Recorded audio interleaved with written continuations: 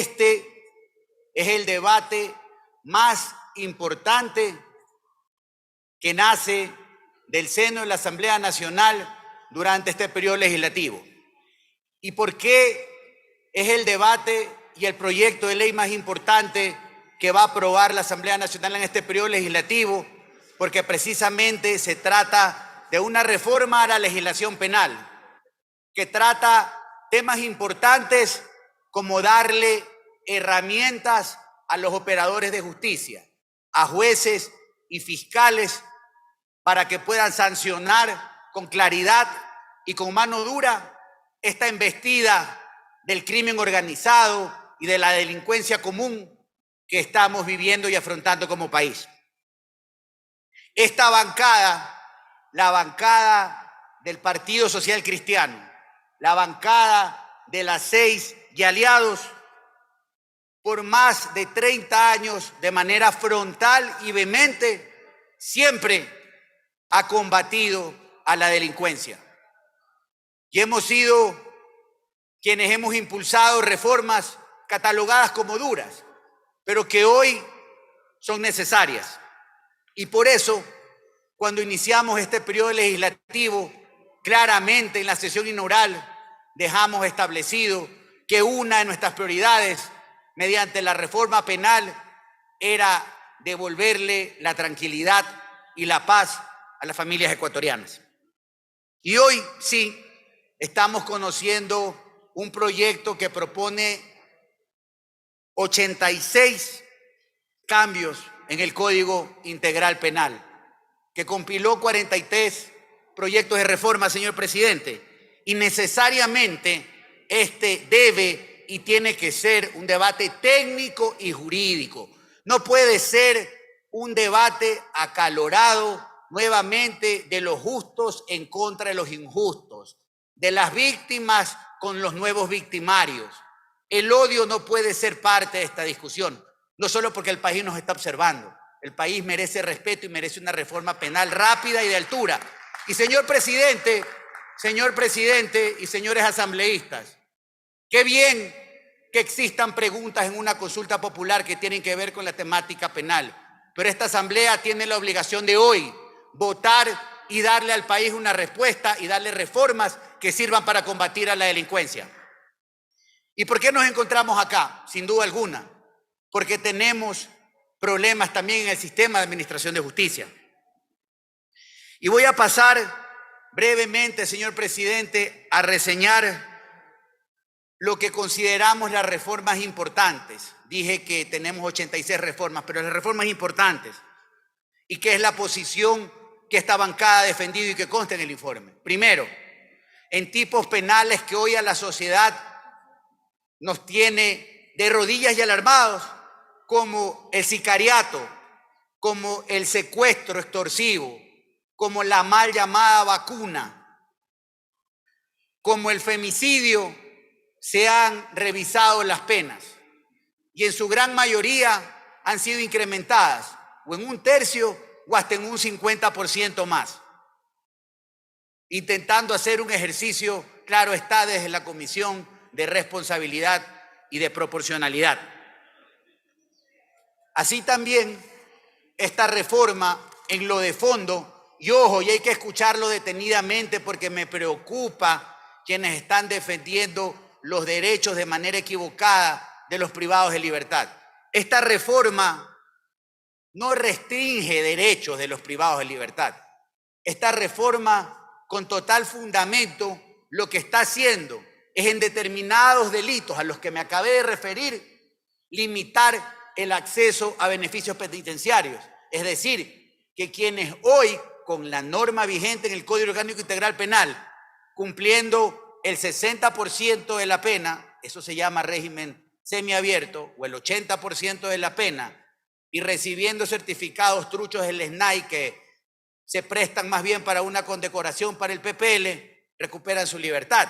Y esta reforma lo que está haciendo es proponer que en estos delitos, nuevamente, sicariato, extorsión, secuestro, narcotráfico, terrorismo, lavado de activos, no se puedan acoger los sentenciados a esos beneficios penitenciarios, pero y es necesario, y soy reiterativo, una cosa es un derecho y otra cosa totalmente distinta es un beneficio. Y por lo tanto, la reforma es pertinente y es absolutamente clara.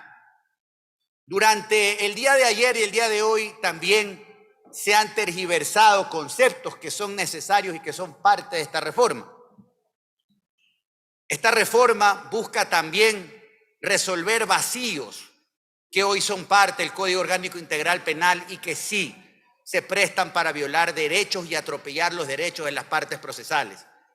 Y es que no es menos cierto que hoy, cuando revisamos la estadística del trabajo de la Fiscalía y de la función judicial, tenemos un sinnúmero de causas en juzgados y en fiscalías represadas, algunas simplemente denunciadas, otras reconocidas la firma, otras, en el mejor de los casos, con alguna que otra diligencia. Procesos que se encuentran abiertos 4, 5, 7, 10 años, excediendo el tiempo que la propia norma establece. Y sí, sin duda alguna, eso es inseguridad jurídica y no se pueden confundir los conceptos. ¿Qué es lo que está proponiendo esta reforma? Precisamente que en esos casos en los que se han vencido en exceso los tiempos, las partes, una de las partes inmiscuidas en la investigación, puedan decirle al juez, a través de un requerimiento: señor, el tiempo se ha vencido.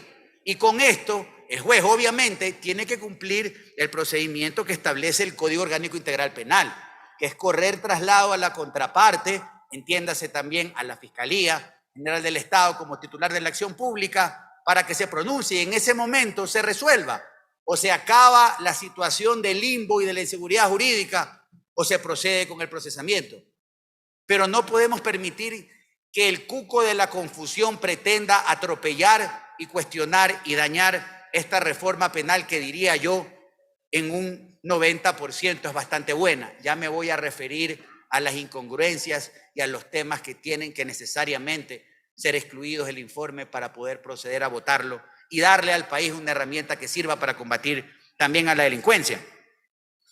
Y decía que hay temas importantes y la doctora Mariana Yumbay en su intervención dejó claramente establecido algo.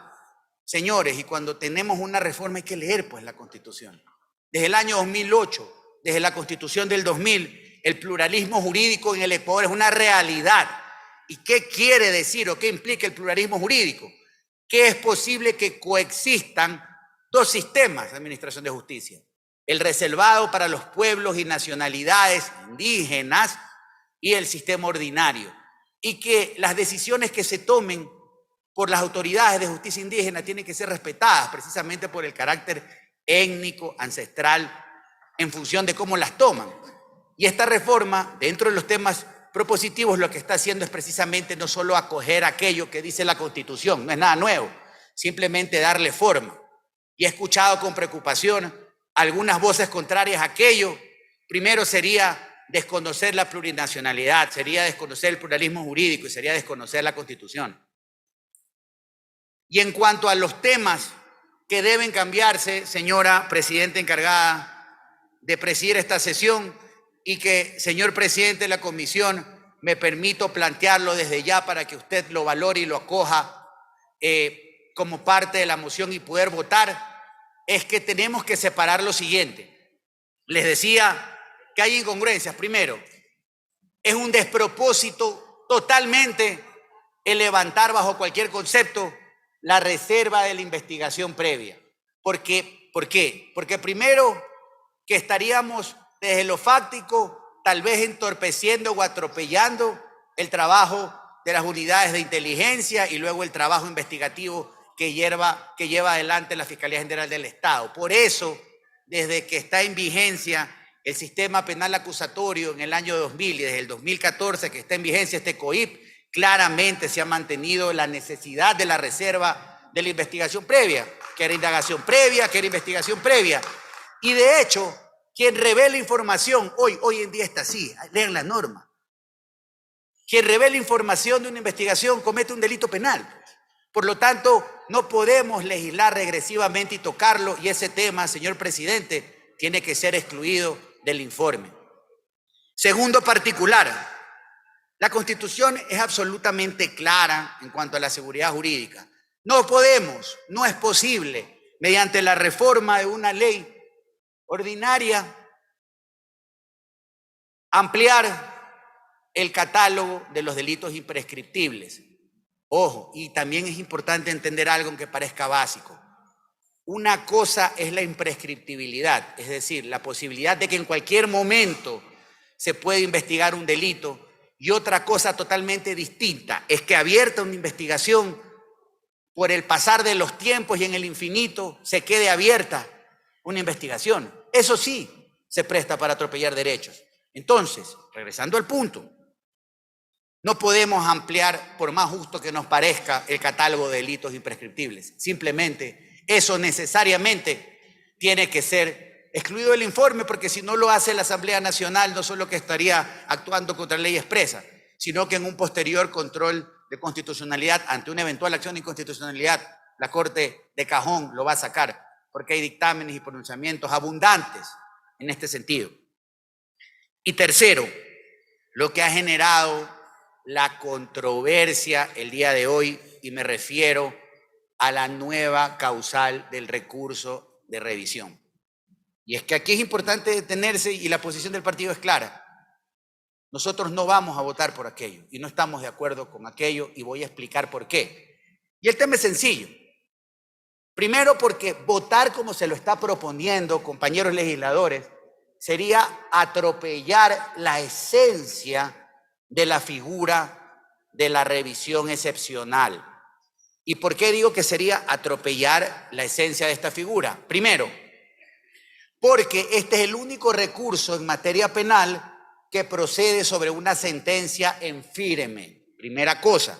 Es decir, que el recurso extraordinario de revisión podría cambiar el estado de la sentencia y devolverle el estado de inocencia a quien ha sido declarado culpable. Ya hasta ahí está bien.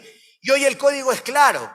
Establece cuándo. Cuando aparece una prueba, un hecho, un indicio nuevo que va a desvirtuar los fundamentos que llevaron a sentenciar a la persona que resultó condenada, o cuando la persona que se reputa muerta aparece viva. Aunque parezca extremo, así lo dice la norma. Y hasta allí está bien, y eso en la propuesta lo mantienen, pero se adiciona algo que está complicando y que también tiene que ser excluido del informe. Es que no es posible que se pretenda crear una nueva causal por el hecho de que, y así expresamente se lo ha señalado, si uno de los sentenciados con sentencia condenatoria en firme obtiene un pronunciamiento de un organismo internacional, entiéndase la ONU, y se dice Comisión de la ONU o la CIDH, que es la Corte Interamericana de Derechos Humanos. Y es que aquí estamos confundiendo conceptos elementales, por favor. Primero, la ONU tiene más de 200 comisiones que se pronuncian sobre varios temas, sobre derechos, sobre ambiente, sobre género, sobre animales y un sinfín de particulares, más o menos como los grupos de amistad que nosotros podemos conformar acá. Sí, que de acuerdo a lo que establece la Constitución y la Ley Orgánica de Garantías Jurisdiccionales, esas recomendaciones en función del bloque de constitucionalidad, en la medida de lo posible, tienen que ser acogidas por el Ecuador. ¿Pero cómo? Instrumentando una política pública, reformando un reglamento, reformando la ley. Bajo ningún concepto, una recomendación de una comisión de la Organización de Naciones Unidas puede alterar el estado de una sentencia. Primer tema que tiene que ser excluido. Y vamos ahora a las decisiones de la CIDH. Y el tema es sencillo. Sí, la CIDH es el más alto organismo en materia de derechos humanos y sí tiene un órgano jurisdiccional. Pero volvemos a lo mismo. El órgano jurisdiccional puede declarar la violación de un derecho humano y hay una consecuencia clarísima, que es la reparación. Y la reparación es material o inmaterial, sea porque se paga una indemnización o sea porque se hace algo, se deja hacer algo como una placa, pedir disculpas públicas o hacer cualquier otro tipo de adecuación. Tampoco puede ir a modificar una sentencia ejecutoriada en firme. Y el tema de fondo, ¿qué circunstancia nueva se puede introducir a través, inclusive de la declaratoria de la Corte Interamericana? Ninguna, ninguna. Por lo tanto, ese numeral,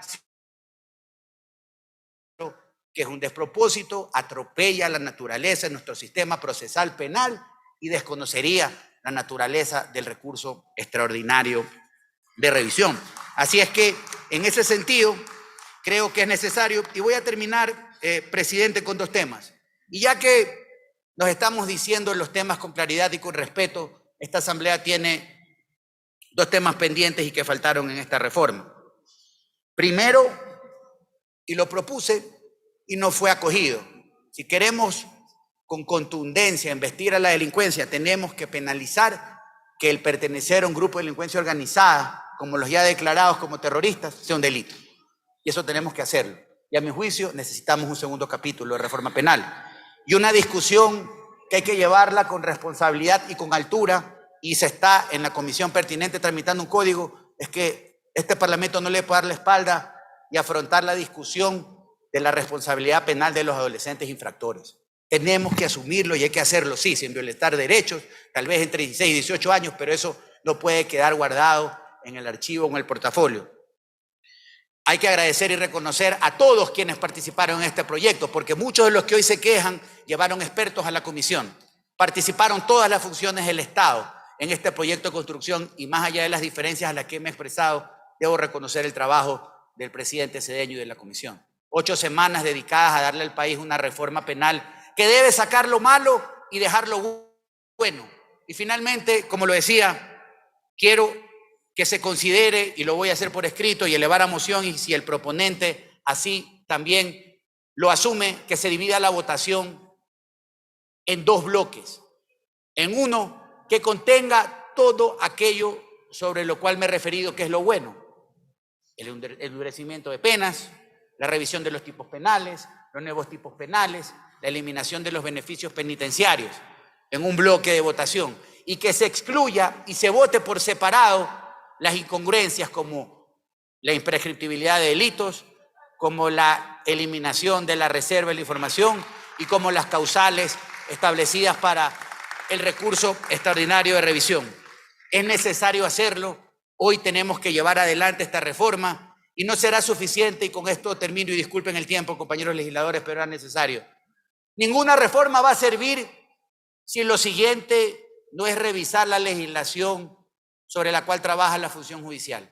Ninguna reforma va a servir si, respetando la independencia de funciones, no le marcamos el paso a la justicia, porque justicia que tarda no es justicia. Justicia que se presta, como lo decía el maestro Eliezer Gaitán, como telaraña que solo la rompen los insectos grandes y se quedan atrapados los pequeños. El pueblo llano tampoco va a servir. Y seamos conscientes de aquello. Con mucho respeto, espero que estas precisiones sirvan para hoy darle una respuesta al país, para aprobar una ley penal que verdaderamente pueda combatir a la delincuencia y para que esta Asamblea asuma su momento histórico de llevar adelante la reforma más importante de este periodo legislativo. Compañeros.